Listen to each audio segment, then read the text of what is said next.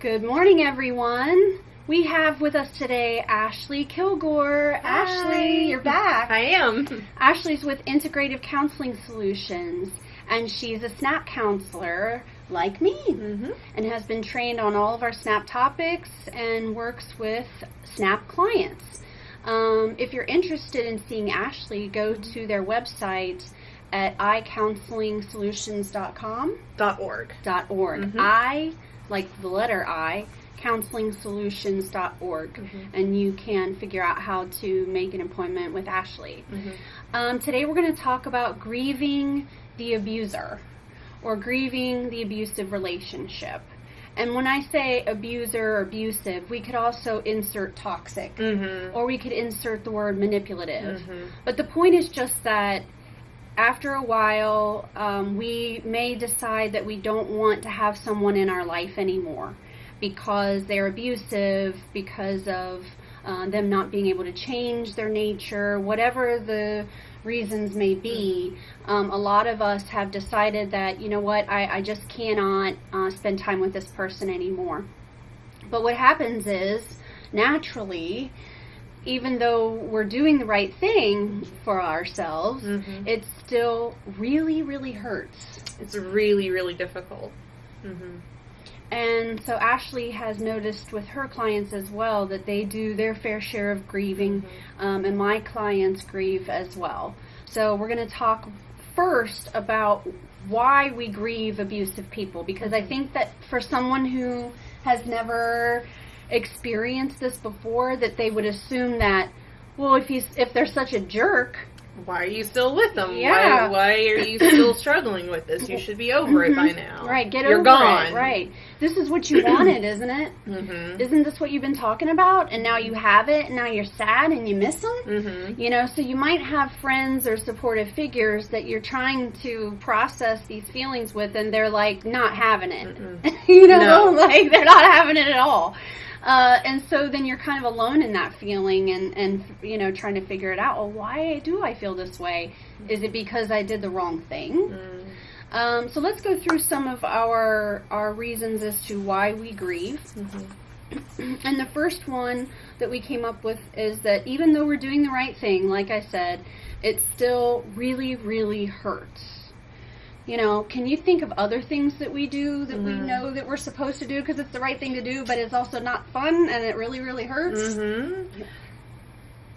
Well, I mean, I always like to say, like, all losses need to be grieved. I mean, we could be in a really crappy job situation and leave it, and that's something that we still have to grieve. Like, whether it's a job loss, you know, I think a lot of people, when they think of grief, they think of, like, a physical loss, like somebody has passed away, and, like, that's the only type of grief, and that's just not true.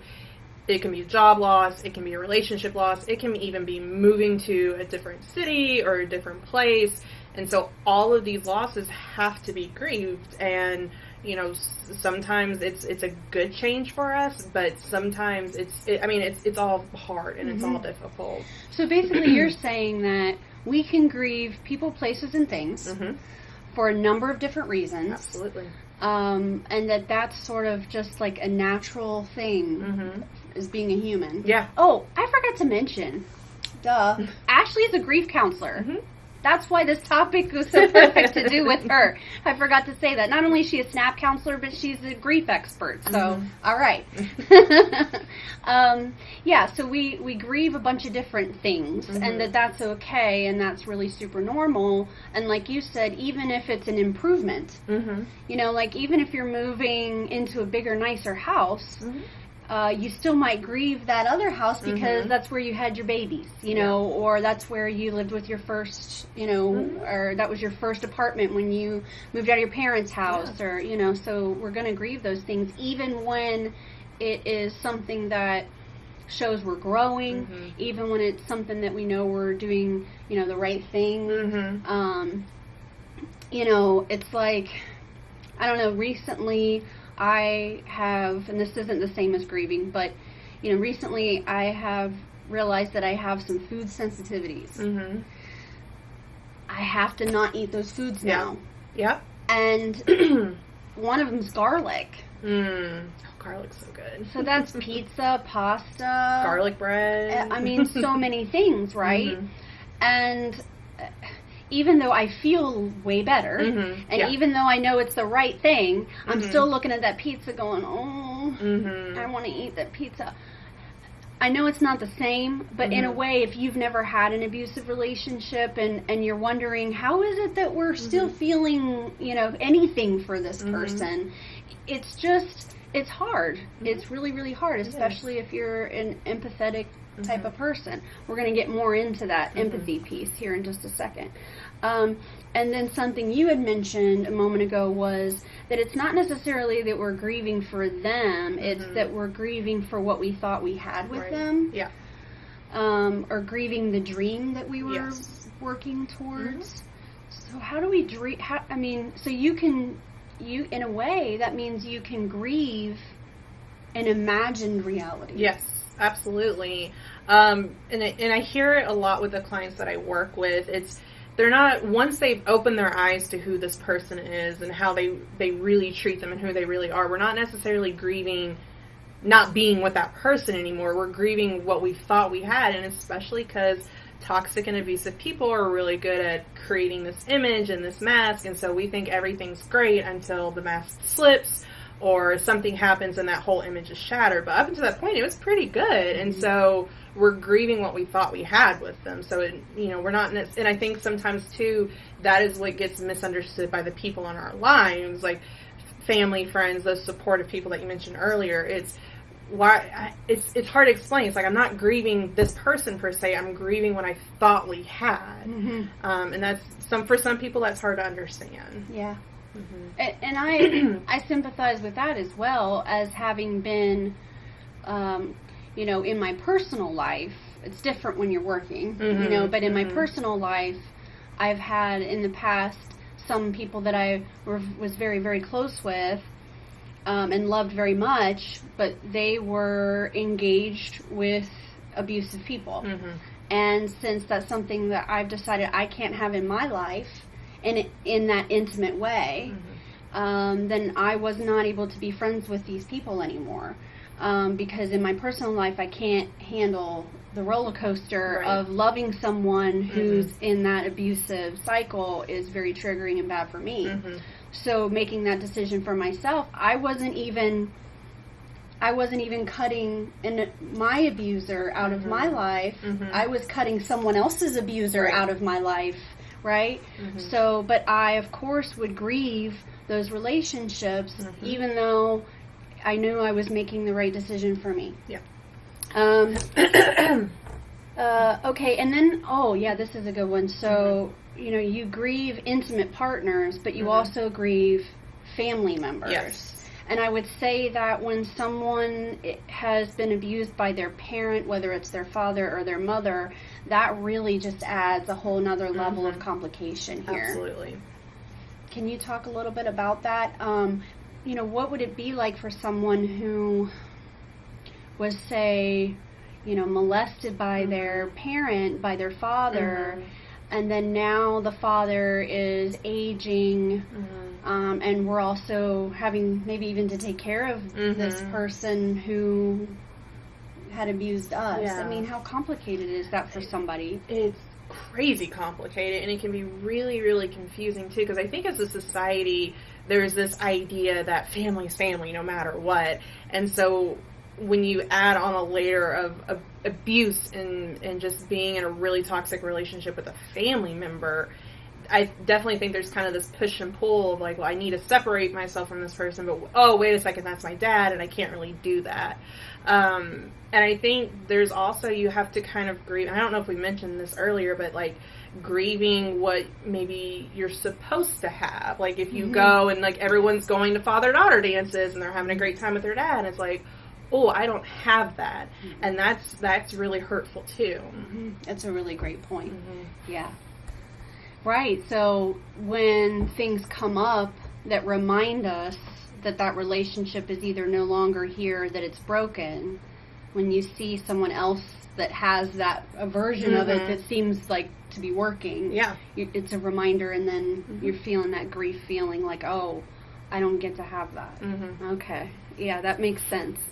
And then, the reason why we grieve is that not everything was bad. There were good times too, and that's what makes abusive relationships so difficult, is that not everything is bad, and so you're going to grieve the good stuff.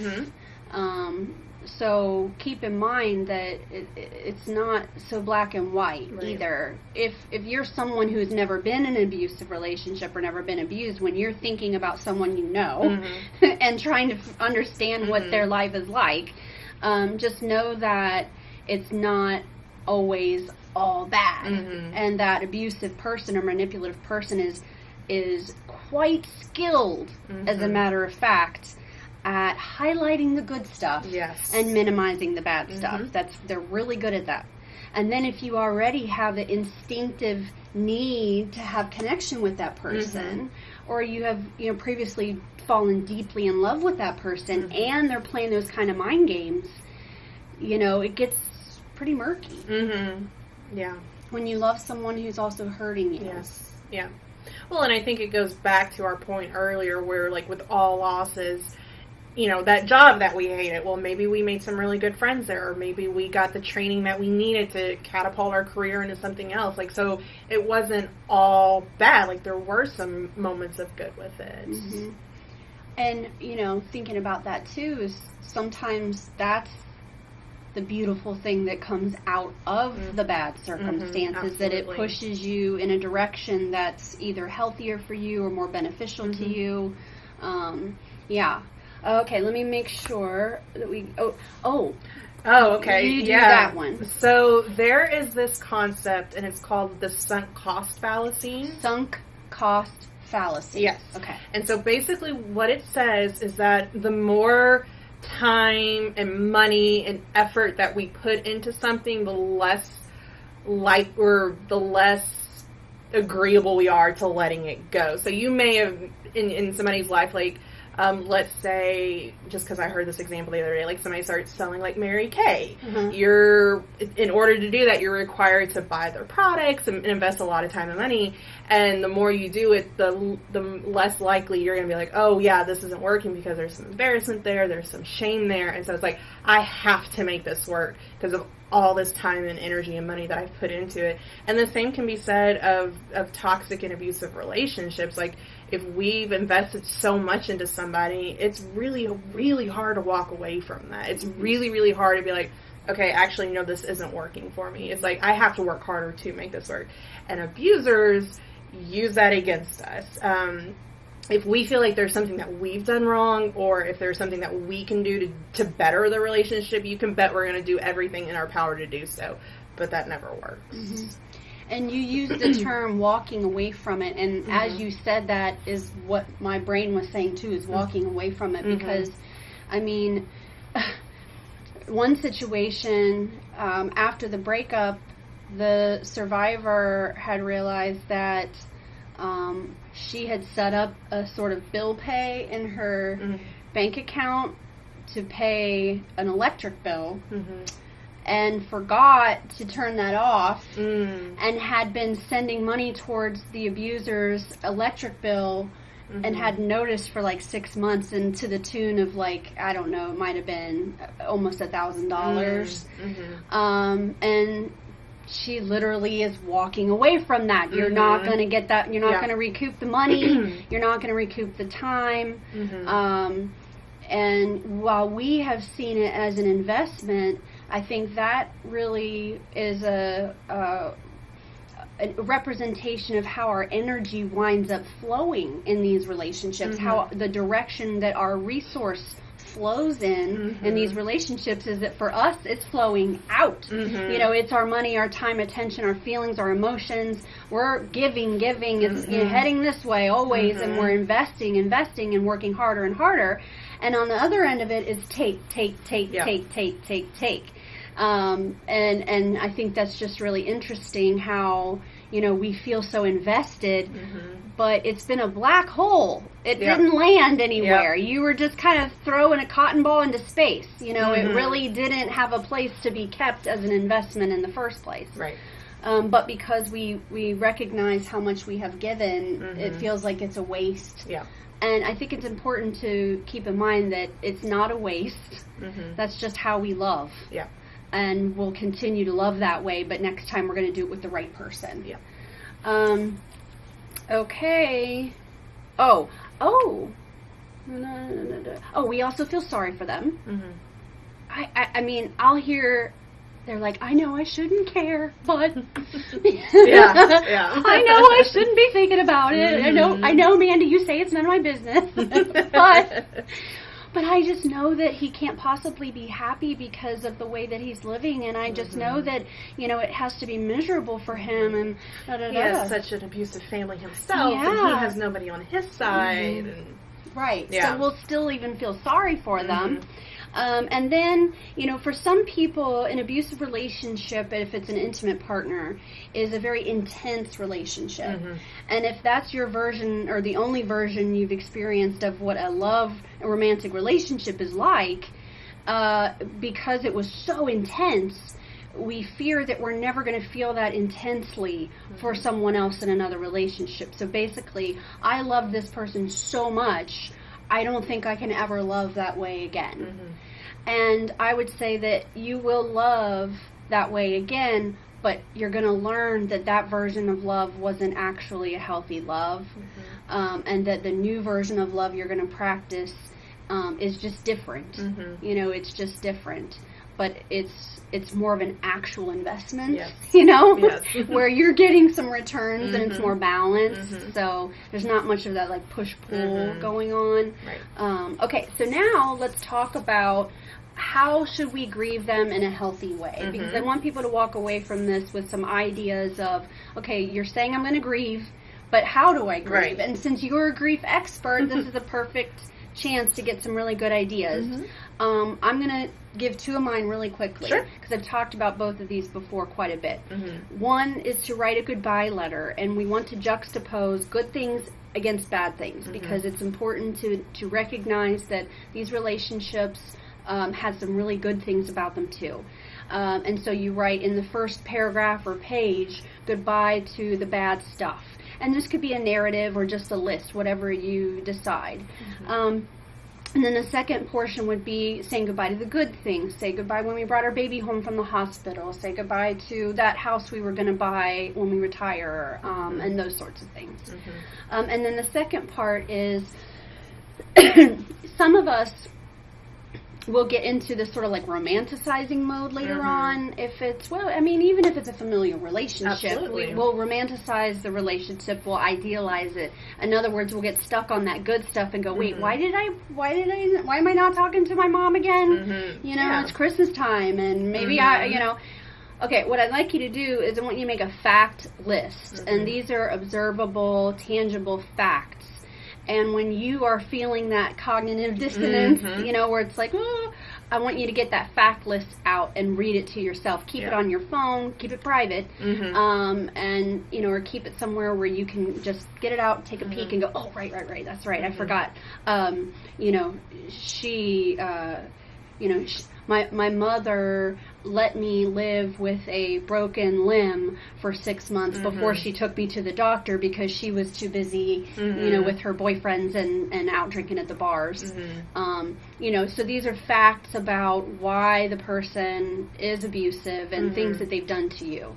Right. And can you continue on with some of these? Yeah. So kind of along the same lines as the fact sheet, you can write a letter to yourself. I don't know if anyone's ever seen How I Met Your Mother, but there is this one episode. So Ted is like the main guy, and he's in this relationship with somebody named Robin, and it's not a relationships at work. So they have different goals for themselves. They have different things that they want out of life, but of course it's like a very back and forth, and it's all played up. It's a comedy, but he always writes letters to himself after the ends of relationship, even relationships that may have been healthy that just weren't a good fit for him. It's like, this is why it doesn't work. And he reads those letters to himself like, Dear Ted, it didn't work with Robin because she wants to travel the world and you want to settle down and have family and she doesn't want to do that. So it's along the same lines as like a fact letter, is you can write it to yourself and be like, this is why it doesn't work. So it's kind of like past you talking to future you, because like Mandy mentioned, we do tend to romanticize people once they've either, once they're out of our lives, whether it is through a physical loss, because I've worked with people who, somebody who maybe wasn't the best person alive, once they've passed, it's very easy to be like, well, he actually worked really hard for his family, and, like, we're not going to talk about the time that he, like, kicked my dog in front of me, but, he was just, and so we have to be careful not to go down that rabbit hole. Okay. So we want to keep a realistic view, a truthful view of what happened, and like we've said before, the truth is that there were really, really bad things, but there was also some good things in there too, and that's the truth, right? We're doing fact-based, truthful stuff here. Let yourself cry. Yes. Yeah. Crying is not weakness, guys. It's not a sign of being weak if you cry. Crying is cathartic. Absolutely. It's good for the soul. It forces you to sort of sit in the pain. And when we sit in the pain, that's when we're processing. Yes. The more we sit in that pain, the less power it has over us. And if you're one of these, like, taskmaster type organized people, I've suggested at times to have organized crying. Yes. If you're feeling especially tearful today, perhaps you have a break this afternoon at such and such a time. You're going to go out to your car and you're just going to cry. Yeah. And get it out, and then when your break's over, come back in, put some cold water on your face, get back to work. So I think some of us don't want to cry, they don't want to sit in the feeling, is because we're afraid we're going to lose control. We're afraid we're going to go down the rabbit hole and not be able to come back out, basically. Yeah. That's not what happens. Nope. That happens when we try to push it down. Yeah. I've worked with plenty of people who are grieving, and it's like, I got too much going on. I'm not dealing with this. I'm going to put it in a box and I'm going to shove it down. That works for a little bit, very, very briefly, but eventually grief kind of oozes out, and it doesn't stay buried for long. So we can either, one of my favorite metaphors is, like, imagine you've got this big gaping wound on your arm. It's there through no fault of your own. It's something that happened to you. And yes, to stitch it up and put antibiotics and take medicine for it hurts, but it's going to help us heal better over time, whereas if we just kind of ignore it and leave it alone, it might feel good in the moment, but eventually becomes infected, and there's pus and ooze, and we're in a worse off situation. So you're saying that grieving is a way of addressing our emotional wounds. Yeah, absolutely. Fantastic. That's great. Thank you. I love that. Something that I wind up saying a lot is, don't equate these bad feelings with evidence, as if it's evidence that you've done something wrong. Doing the right thing is often the most painful experiences that we have.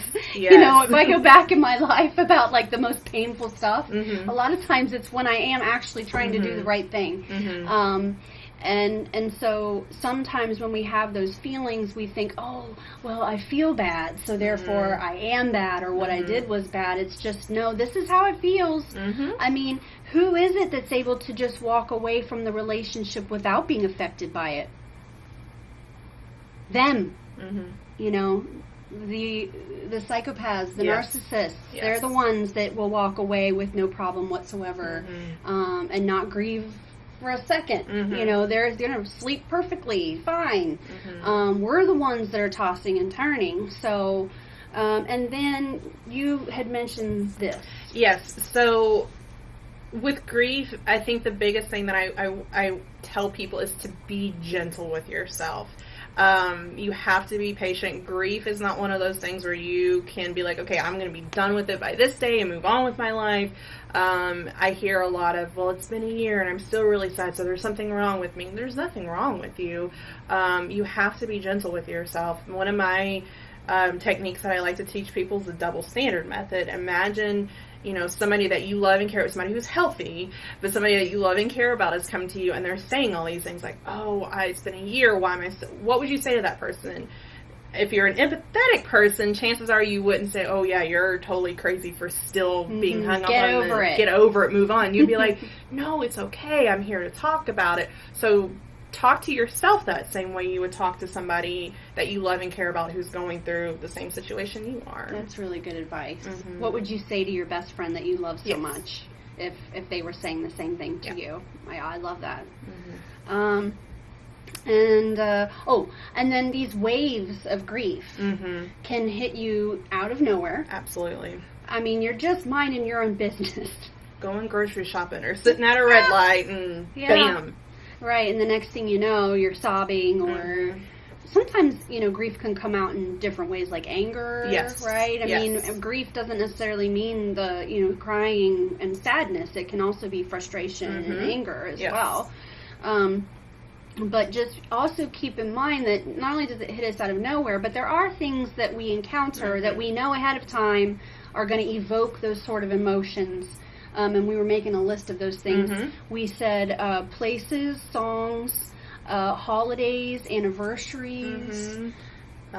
It can be traditions that maybe you guys had, like if you went to opening day every single year, when opening day comes around, like it's probably going to be a heavy day for you. Or if there was a certain restaurant that you guys always went to, you probably aren't going to want to eat there anytime soon. Oh, here's a confusing moment.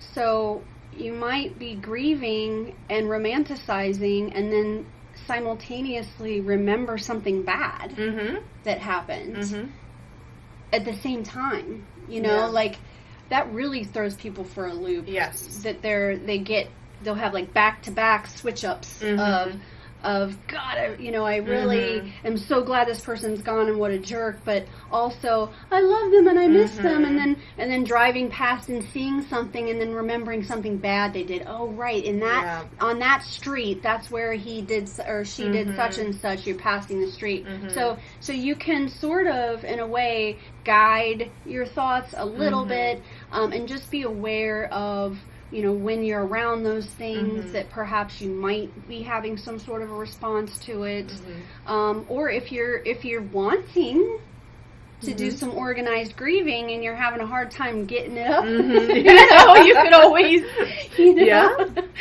you could always do some of that to jog your memory, to get things going too, if you want to try to process some stuff. Okay, well, we better end it because we've gone really long today.